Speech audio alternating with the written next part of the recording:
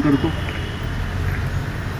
विचारपीठावर उपस्थित सर्व मान्यवर आणि या कार्यक्रमाला अभिवादन सभेला उपस्थित माझ्या बंधू आणि भगिनींनो, उपासक उपासिकांनो, आज सर्वात आधी आज 68व्या वर्धापन 68व्या अभिवादन 68व्या महापरिनिर्वाण दिनानिमित्त मी बाबासाहेबांना वंदन करतो। खरं तर आज काही खूप असं भाषण देण्याचा हा प्रसंग नाही आहे, परंतु काही बाबासाहेबांच्या जीवनातल्या 1-2-4 मिनिट मी प्रसंगाचा आढावा घेऊन बोलण्याचा प्रयत्न करतो। तर बाबासाहेबांनी सर्वात आधी काय केलं तर आपल्याला जिवंत केलं, म्हणजे मृत असलेल्या माणसाला जिवंत केलं। कसं तर तो असा काळ होता ज्यावेळी माणसाला माझे अधिकार काय हेच माहीत नव्हतं। म्हणजे महाडला जो पाण्याचा सत्याग्रह झाला, तलावाला चौदार पाण्यासाठी जो सत्याग्रह झाला, तर त्यावेळी माहीतच नव्हतं की हे आमचा अधिकार आहे। त्यांना असं वाटत होतं की मी अस्पृश्य जातीमध्ये जन्मलो, महार आहे, मला काही पाण्याला हात लावण्याचा अधिकारच नाही आहे। पाणी काही मिळत नव्हतं अशातला भाग नाही, परंतु त्यांनी आपला स्वाभिमान जागृत करण्यासाठी, आपली अस्मिता आपल्याला जिवंत करण्यासाठी ते एक आंदोलन केलं।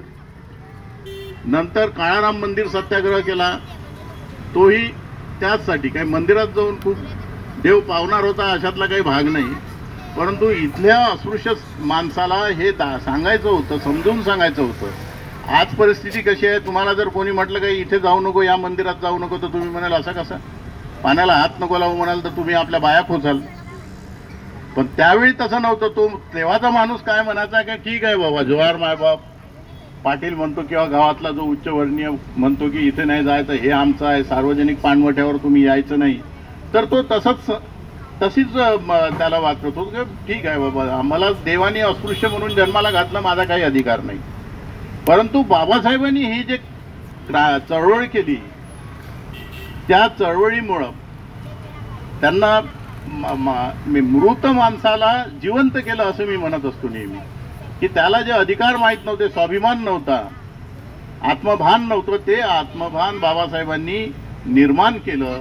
आणि ते कार्य हे फार महान कार्य आहे। म्हणजे मृत झालेल्या माणसाला जिवंत करण्यासारखं मोठं काम हे कोणतंच नाही। म्हणून आज आपण एवढ्या तन्मन धनाने बाबासाहेबांना अभिवादन करण्यासाठी इतक्या 12 वाजल्यानंतर सुद्धा इथे जमा होतो।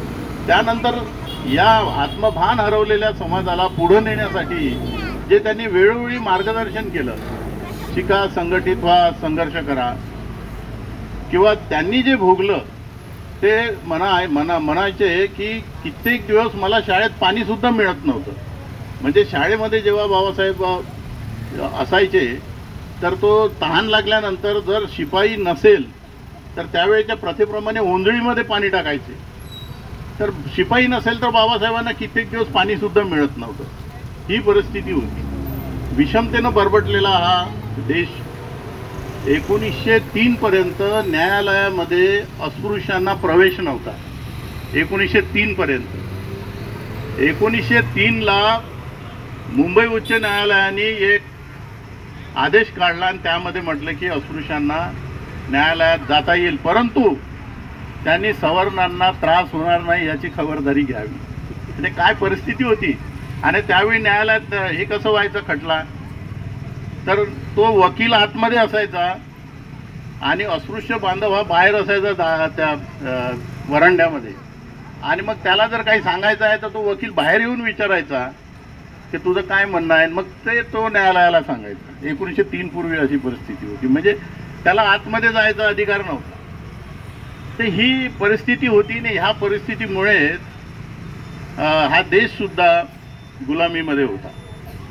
तर एक बाबर जेव्हा आपल्या देशामध्ये आला, एक उदाहरण सांगतो की या विषमतेमुळे काय होतं। बाबर जेव्हा या देशामध्ये आला त्यावेळी इथला एक राणा संघ नावाचा हिंदू राजा, ह्या दोघांमध्ये युद्ध झालं। युद्धाचे नियम असे होते की रात्रीच्या वेळी युद्ध होत नसे, आपापला पाडाव घेऊन डोंगरावर 2 डोंगरावर ते थांबायचे. तर राणा संघाचं जे सैन्य होतं एका बाजूला आणि एका बाजूला बाबराचं सैन्य, तर राणा संघाच्या सैन्यामध्ये वेगवेगळ्या अशा चुली पेटलेल्या होत्या, अग्नी दिसत होती. बाबर आला होता तिकडनं, त्यांनी त्याच्या सरदारजीला विचारलं कि बोले ये हिंदू राजा का सैनिक है और ये आग क्या दिख रही बोला. तर म्हणतो तो बाबराचा जो सरदारजी होता तो म्हणता ये हिंदू राजा का सैनिक है और ये अलग अलग जाति के लोग अलग अलग जगह खाना पकाते हैं, वो चूल्हे की अलग अलग आग दिखती है. तो बाबर विचारतो कि फिर खाना भी अलग अलग खाते क्या. तो सरदार म्हणाला हाँ महाराज वो खाना भी अलग अलग खाते. तो बोले ऐसी चुटकी वाजवल त्यानं, बोले फिर तो अपन जीत गए. बोले जो लोग एक जगह खाना नहीं खा सकते वो अपने को हरा नहीं सकते बोले. आणि मग बाबरांनी जिंकलं आणि हा देश गुलामीत गेला, मोगलांच्या गुलामीत गेला. ही अशी विषमता या देशामध्ये होती, हा इतिहास होता. आणि ह्या इतिहासाकडे बघून मग सगळ्यात आधी बाबासाहेब जेव्हा संविधान सभेत गेले तेव्हा त्यांनी अस्पृश्यता पहिले नष्ट केली आर्टिकल 17 टाकून, आणि नंतर मग समतेचे तत्व टाकले. विविध योजना मागासवर्गीयांच्या उत्थानासाठी, दलित पीडित शोषितांच्या उत्थानासाठी एवढंच नव्हे तर इथल्या प्रत्येक नागरिकांना समानतेचा अधिकार मिळेल, स्त्री पुरुष समानता, मग ती ब्राह्मण स्त्री असो की मग अस्पृश्य स्त्री असो, तो ब्राह्मण मनुष्य असो की अस्पृश्य मनुष्य, दोघालाही इक्वल राईट, एक मत एक मूल्य, अशा रीतीचे अधिकार संविधानामध्ये जाऊन बाबासाहेबांनी या देशातल्या त्यांच्यासोबत झालेला जो छळ होता त्याचा कुठलाही मनामध्ये राग न ठेवता एक महाकारुणिक म्हणजे कारुणिक अंतकरणाने, म्हणून आपण त्यांना जे बोधिसत्व म्हणतो, की मोठ्या मनाने सर्वांसाठी योजना केल्यात. असं कोणीही म्हणू शकत नाही की आमच्यावर अन्याय झाला. इव्हन हे जे अल्पसंख्याक म्हणून ज्या तरतुदी आहेत, मुस्लिम, ख्रिश्चन, पारसी, आता बौद्धांनी त्यामध्ये घेतलं आहे, तर हे सुद्धा तरतुदी त्यांनी त्या संविधानामध्ये केलेल्या आहेत. बाबासाहेब नेहमी म्हणायचे की तुम्ही सरकारी नोकऱ्यांमध्ये जा, जो समाज सरकारी नोकऱ्यांमध्ये असतो त्याची ऊर्जितावस्था होते, त्याची प्रगती होते, त्याचा दबदबा निर्माण होतो. ते म्हणायचे की ब्राह्मणांचं महत्त्व यासाठी आहे की ते सरकारी नोकरीत आहे, आणि म्हणून मग त्यांनी आपल्याला घेणार नाही मागासवर्गीयांना, म्हणून मग आरक्षणाची तरतूद करून ठेवली की तुम्हाला इतके टक्के ह्या जागा भरावंच लागेल. महाराष्ट्रामध्ये 13% आरक्षण आहे, 13% भरावंच लागेल. केंद्रामध्ये 15% आहे, 15% भरावं लागेल. अर्थात ते भरल्या जात नाही तेवढ्या, परंतु बंधनकारक करून ठेवलं आहे. त्यांना शिक्षण घेताना जसं सयाजीराव गायकवाडांनी स्कॉलरशिप दिली आणि अमेरिकेमध्ये असताना जेव्हा स्कॉलरशिपची मुदत संपली, परत त्यांना लंडनला जायचं होतं, तर ती स्कॉलरशिप वाढवून द्यावी यासाठी अनेक पत्र लिहिले त्यांनी, परंतु स्कॉलरशिप वाढवून दिल्या जात नव्हती. मग त्यांचे जे इकॉनॉमिकचे प्रोफेसर होते सेलिंगमन नावाचे, ते प्रोफेसरांनी एकदा ते नाराज होऊन कॉलेजच्या बाहेर उभे होते लायब्ररीजवळ. तर सेलिंगमननी विचारलं की मिस्टर आंबेडकर तुम्ही इतके नाराज का आहात.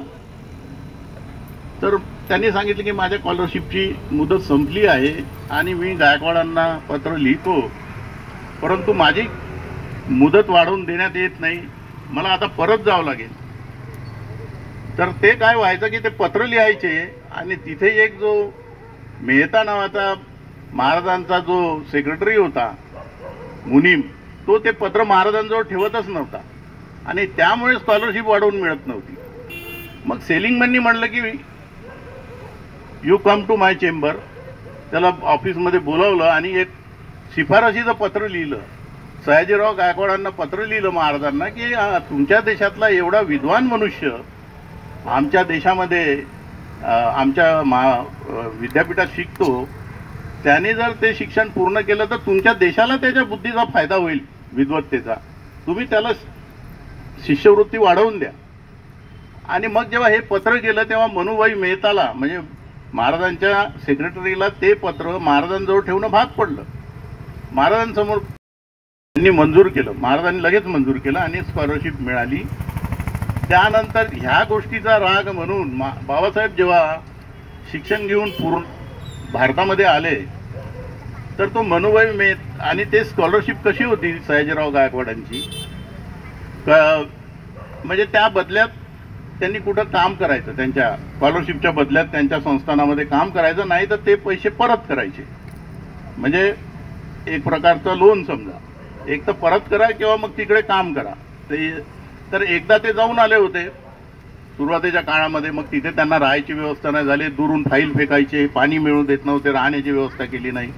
मग परत गेले ते शिक्षणासाठी बाहेर. तर तो नेहमी पत्र पाठवायचा की तुम्हाला दिलेले पैसे परत करा शिष्यवृत्तीचे. बाबासाहेबांनी लिहिलं की बाबा मी देतोय तुझे पैसे, मी आता नुकताच आलो आहे, आता मी प्राध्यापकी सुरू केलेली आहे, काही ट्युशन्स वगैरे घेतो, मी महाराजांचे पैसे परत करीन. मनुभाई मेहता काही ऐकेना, तो परत पत्र पाठवलं त्यांनी. आणि सगळे त्यावेळी एस एम जोशी वगैरे जे मोठे नेते होते समाजवादी, यांना पण त्याचं पत्र पाठवायचं की हा पैसे देत नाही म्हणून. मग बाबासाहेबांनी त्याला उत्तर दिलं की मी तुम्हाला सांगतोय वारंवार की मी तुमचे पैसे परत करील, मी काही बुडव्या स्वभावाचा नाही आहे, पण तुम्ही मला, त्यांनी असं लिहिलं होतं मेहतानी की तुम्ही जर पत्र दिलं नाही, पैसे दिले नाही तर तुम्हाला मी कोर्टात केस करील म्हणून. तर म्हणून बाबासाहेबांनी उत्तर दिलं त्यांना की मी तुम्हाला सांगतो वारंवार की मी बुडव्या स्वभावाचा नाही, मी देईल, मी नुकताच आता बाहेर देशातून आलो आहे आणि मी आता प्राध्यापकी करतो आहे, तुमचे पैसे देईल मी. इथं पर तुम्हाला काय करायचं ते करा, कोर्टात केस करा की काय करा. मनुभाई मेहताला ते उत्तर मिळाल्यानंतर मनुभाई मेहतानी महाराजांपुढे ते पत्र ठेवलं आणि केस करायचं ठरवलं. महाराजांची परवानगीचं पत्र लिहिलं त्यांनी की यांच्या विरुद्ध केस करण्याची परवानगी द्यावी. महाराजांनी ते बघितलं आणि त्यावर त्यांनी असा गोल मारला आणि म्हटलं की हे पैसे आंबेडकरांच्या शिक्षणासाठी खर्च झाल्यामुळे त्याची वसुली करण्याचा प्रश्नच येत नाही, आणि ते फाईल बंद केली. महाराजांनी पैसे मागितले नाही, परंतु हा प्रसंग बाबासाहेबांना माहीत होता, मनस्ताप कसा होतो, पैशासाठी कशी विद्यार्थ्याला वणवण करावं लागते, आणि म्हणून मग त्यांनी ह्या स्कॉलरशिपची व्यवस्था त्यावेळी केली. ज्यावेळी बाबासाहेब ब्रिटिश सरकारच्या मंत्रिमंडळात 1942ला मंत्री होते, त्यावेळी शिष्यवृत्तीची व्यवस्था बाबासाहेबांनी केली. म्हणजे आरक्षणाची, नोकरीच्या आरक्षणाची केली, शिक्षणाच्या आरक्षण म्हणजे शिष्यवृत्तीची व्यवस्था केली. बाबासाहेबांनी ह्या सर्व तरतुदी, सोयी सवलती आपल्यासाठी केल्या आहे. आता त्या कशा आपण वापरायच्या, कशा पुढे न्यायच्या, हा एक प्रश्न आहे, तो आपल्यावर सोडलेला आहे. एक छोटासा 2 मिनिटात अजून एक उदाहरण सांगतो, मग माझे 2 शब्द संपवतो. 1951ला मद्रास सरकारने एक कायदा केला होता, जे मद्रास सरकार म्हणजे ज्याला तामिळनाडू सरकार म्हणतात, त्याला पूर्वी मद्रास सरकार म्हणत होते. मद्रास सरकारने एक कायदा केला होता, SC ST OBC विद्यार्थ्यांना शैक्षणिक संस्थांमध्ये आरक्षण राहील. त्याच्या विरुद्ध एका व्यक्तीने केस केली की हा जो GR आहे हा संविधानाच्या विरुद्ध आहे, संविधानामध्ये नोकरीची तरतूद आहे, शिक्षणाची तरतूद नाही आहे, आणि ह्या तरतुदीमुळे जातीवाद पसरेल असं त्या उच्चवर्णीय व्यक्तीचं म्हणणं होतं. आणि त्यांनी तो जो GR आहे सवलतीचा तो चॅलेंज केला. त्यावेळी त्या सवलतीचं पहिल्यांदाच तो 51ला GR निघाला होता भारतामध्ये. तर त्या मद्रास सरकारनी, मद्रास कोर्टाने त्याचं म्हणणं ऐकून तो GR रद्द केला. नंतर सरकार जे आहे, म्हणजे ज्या सरकारने तो GR काढला ते सुप्रीम कोर्टात गेलं की बाबा आमचं GR कायम असावं म्हणून. सुप्रीम कोर्टाने ऐकलं त्याचं म्हणणं की बा हा संविधानात ही व्यवस्था नाही, याच्यामुळे जातीवाद होईल, हे होईल, शैक्षणिक संस्था. सर्वोच्च न्यायालयाने पण तो GR रद्द केला. आणि त्यावेळी बाबासाहेब विधिमंत्री होते. बाबासाहेबांना जेव्हा कळलं की मी मद्रास सरकारचा शैक्षणिक सवलतीचा GR हा सर्वोच्च न्यायालयाने सुद्धा रद्द केला, तेव्हा बाबासाहेबांचा तिळपापड उडाला की मी मोठ्या महत्प्रयासाने संविधान सभेत गेलो आणि संविधान सभेत जाण्याचा बाबासाहेबांचा सुरुवातीचा जो हेतू होता तो मागासवर्गीयांच्या उत्थानासाठी होता. नंतर त्यांच्यावर जबाबदाऱ्या टाकल्या संविधान सभेने. असं असताना सर्वोच्च न्यायालय म्हणते की शैक्षणिक सवलती ह्या संविधानामध्ये नाही. वास्तविक इथे संविधानामध्ये मार्गदर्शक तत्व म्हणून एक प्रकरण आहे. त्या प्रकरणामध्ये मागासवर्गीय महिला बालक यांच्या उत्थानासाठी प्रगतीसाठी तरतुदी करण्याची विशेष तरतूद करण्याचे अधिकार सरकारला दिले आहे. परंतु ते मार्गदर्शक तत्वात आहे. परंतु त्याला ते जुमानत नव्हते. मग आता याच्यावर उपाय काय असते? जसं आता वर्गीकरणाचा सर्वोच्च न्यायालयाने निर्णय दिला की अनुसूचित जातीमध्ये वेगवेगळ्या जातीचे वेगवेगळे गट करण्याला राज्य सरकारला परवानगी दिली. याच्यावर उपाय काय असतं? सर्वोच्च न्यायालयात जेव्हा निर्णय होतो त्यांनी जेव्हा तो जी आर रद्द केला तेव्हा उपाय एक असतो की संसदेमध्ये कायदा पास करून ते जे निर्णय आहे तो निष्प्रभ करणे. आणि म्हणून मग बाबासाहेबांनी घटना दुरुस्ती करण्यासाठी एक विधेयक आणलं. ते घटना दुरुस्ती घटनेची पहिली घटना दुरुस्ती होती. मग जे काही खासदार होते ते खासदार म्हणाले की मिस्टर आंबेडकर, तुम्ही या घटनेचं मंदिर बांधलं आणि तुम्हीच ते पाडत आहे. आणि बाबासाहेबांना घटना लिहिली, बाबासाहेबच त्याच्यामध्ये घटना दुरुस्ती करतात. कारण त्यांना त्यामध्ये विद्यार्थ्यांसाठी शैक्षणिक सवलतीची तरतूद करायची होती. त्यांनी 15(4)चं एक कलम टाकलं त्यामध्ये, ज्यामध्ये स्पेसिफिक उल्लेख करून दिला. तेव्हा बाबासाहेब म्हणाले की मंदिर मी जरूर बांधलं, परंतु पुजाऱ्यानं जर घाण केली तर ती कोणी साफ करायची म्हटलं. आणि मग त्यांनी पहिली घटना दुरुस्ती केली आणि या शैक्षणिक सवलती तेव्हापासून लागू झाल्या. म्हणून नंतरच्या काळामध्ये परत सुप्रीम कोर्टाने एक जजमेंट दिलं होतं की खाजगी संस्थांमध्ये शैक्षणिक सवलती राहणार नाही, फक्त सरकारी याच्यात राहील.